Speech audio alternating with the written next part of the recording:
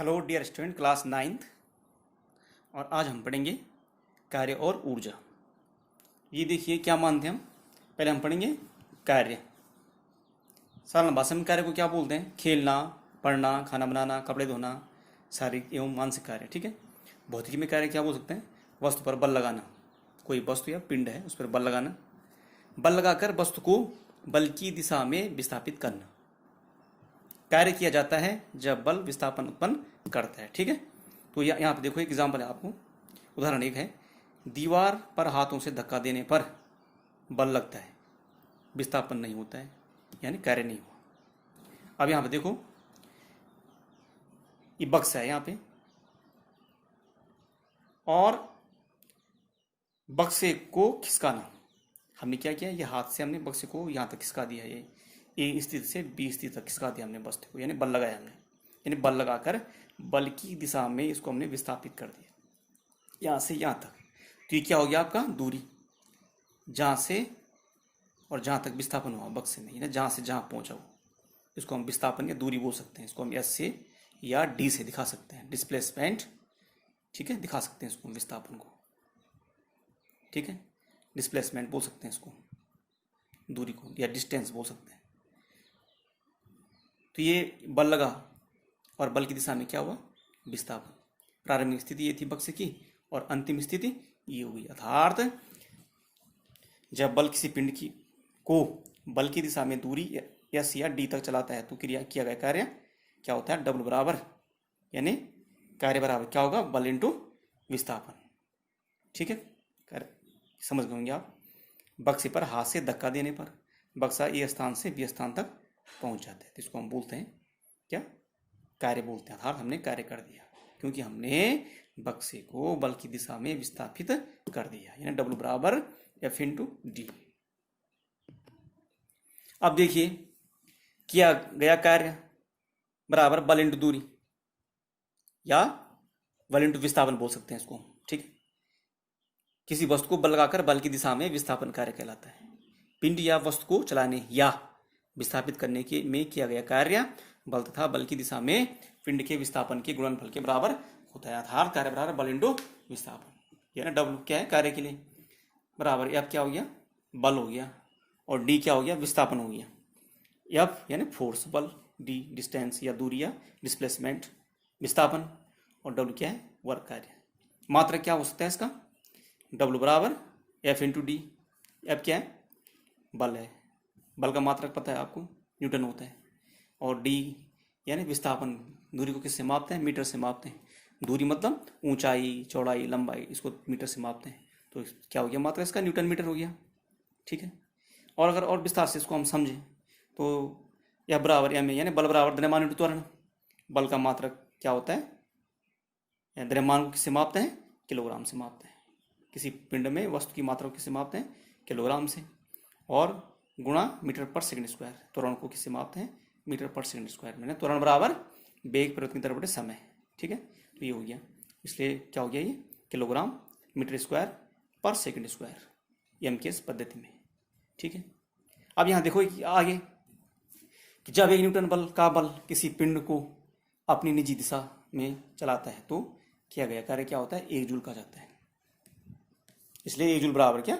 1 Newton गुणा 1 metre, यानी 1 joule बराबर 1 न्यूटन मीटर, यानी 1 जूल बराबर 1 न्यूटन मीटर। अतः कार्य का ऐसा मात्रक जूल है। कार्य एक अदिश राशि है, स्केलर क्वांटिटी। अब बहुत इंपॉर्टेंट है एक चीज और, कि पृथ्वी का गुरुत्व बल प्रत्येक वस्तु को अपनी ओर खींचता है।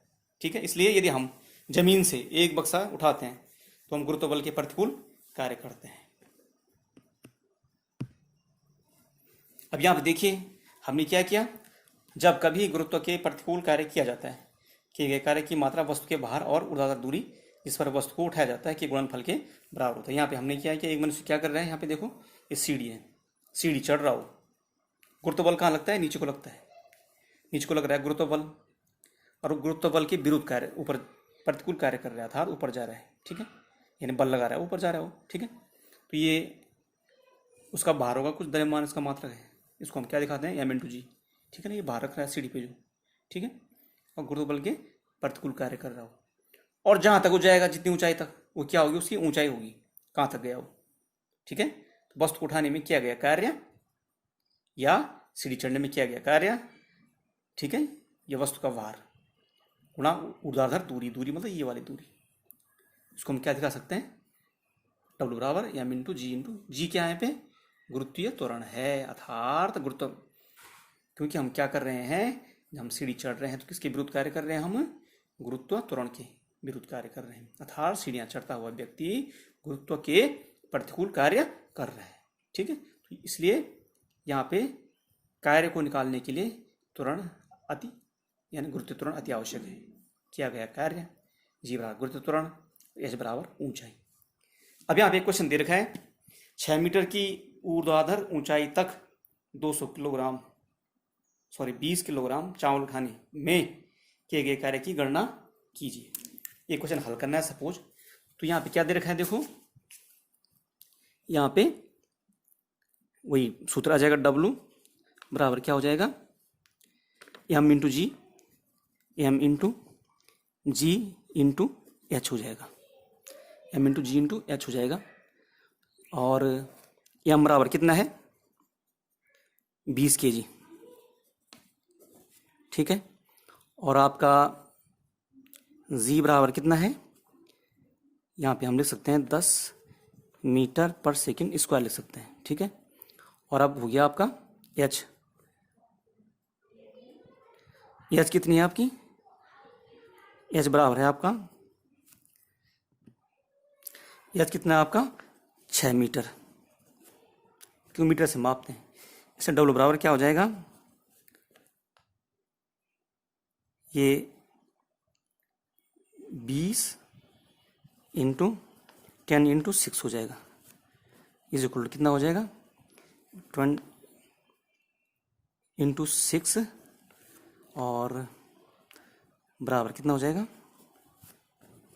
6 0 को 0 12, इतना जूल हो जाएगा, क्योंकि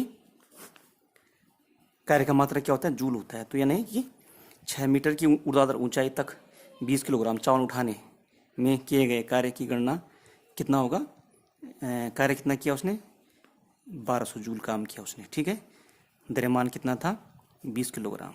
ठीक है, जी का मान यानी किसके प्रतिकूल काम किया, गुरुत्व बल के प्रतिकूल काम किया, तो कितना था वो 10 मीटर होता है। ठीक है, 9.8 होता है समथिंग मीटर पर सेकंड स्क्वायर, इसको हमने 10 मान दिया।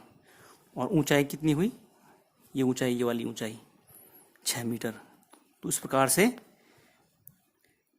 क्या किया उसने, 1200 जूल का कार्य किया 6 मीटर की ऊर्ध्वाधर ऊंचाई तक 20 किलोग्राम चावल उठाने में। ठीक है, कितना काम किया उसने, 1200 जूल। तो ये था आपका छोटा सा चैप्टर है, ये आपका कार्य के बारे में। अर्थात कार्य कब होगा, जब पिंड में विस्थापन होगा। अगर पिंड में विस्थापन नहीं हो रहा है तो हम ये मानते हैं कि कार्य शून्य हुआ। कार्य के लिए विस्थापन अति आवश्यक है। Okay, thanks.